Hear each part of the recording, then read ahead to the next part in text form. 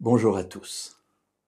Très souvent, dans nos prières, nous nous adressons à Dieu en lui demandant telle ou telle chose, et puis nous terminons nos prières par cette phrase un petit peu répétitive, « Non pas ma volonté, mais la tienne ».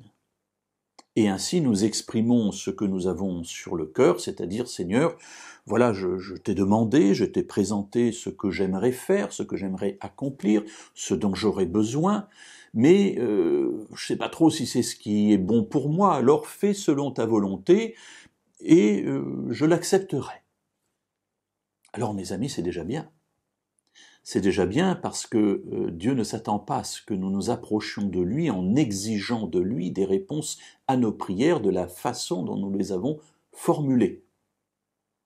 Effectivement, très souvent, nous ne savons pas ce que nous demandons, et heureusement que Dieu ne nous exauce pas toujours, sinon nous serions dans des difficultés énormes. Alors oui, c'est déjà bien de dire « Seigneur, je ne sais pas très bien ce qu'il me faut, mais fais selon ta volonté ». Mais il y a une autre sorte de prière qui est encore meilleure, enfin si vous me permettez l'expression.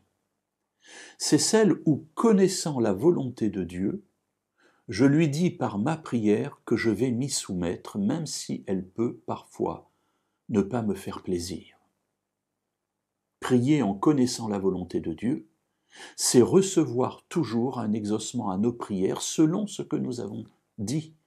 Parce que mes amis, si je sais ce que Dieu veut pour moi, et que je lui dis j'accepte ce que tu veux pour moi, eh bien ma prière sera forcément exaucée.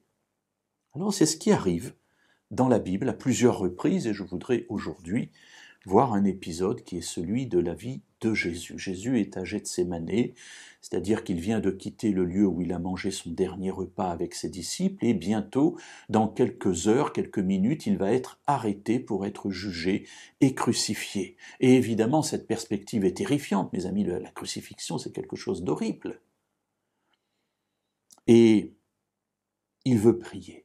Et dans ce jardin qui se trouve juste à côté de Jérusalem, il est là dans la tranquillité et il prie Dieu. Dans l'Évangile selon Matthieu, au chapitre 26 et au verset 39, il est dit « Mon Père, s'il est possible que cette coupe s'éloigne de moi, non pas comme je veux, mais comme tu veux. » Alors mes amis, vous me direz, mais c'est exactement ce qu'on dit. Jésus exprime sa volonté, Seigneur, que cette coupe s'éloigne de moi, et puis ensuite il dit à Dieu, mais je suis prêt à me plier à ta volonté. Mais la différence, mes amis, c'est que si nous ne connaissons pas toujours la volonté de Dieu, Jésus, lui, savait très bien ce que Dieu voulait de lui à cet instant.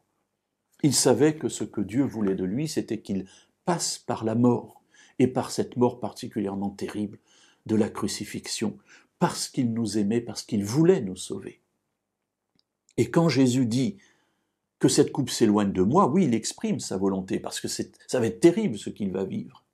Mais lorsqu'il dit non pas ma volonté mais la tienne, il n'est pas en train de dire Seigneur, je ne sais pas trop ce que tu veux de moi, mais enfin bon, allez, suivant ce qui se passera, je l'accepterai. Pas du tout. Il sait très bien ce par quoi il va passer, et il dit simplement à son Père, Seigneur, si je pouvais éviter ça, je l'éviterais parce que c'est terrible ce que je vais vivre.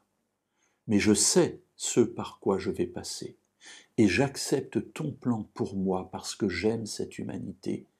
Et alors je vais aller jusqu'au bout, dans ce chemin difficile que tu as mis devant moi. Alors mes amis, essayons de demander à Dieu de nous révéler sa volonté. Nous verrons à ce moment-là de belles choses se produire, parce que toutes nos prières seront parfaitement exaucées, puisqu'il y aura accord entre notre volonté et Dieu, puisque ce sera la même.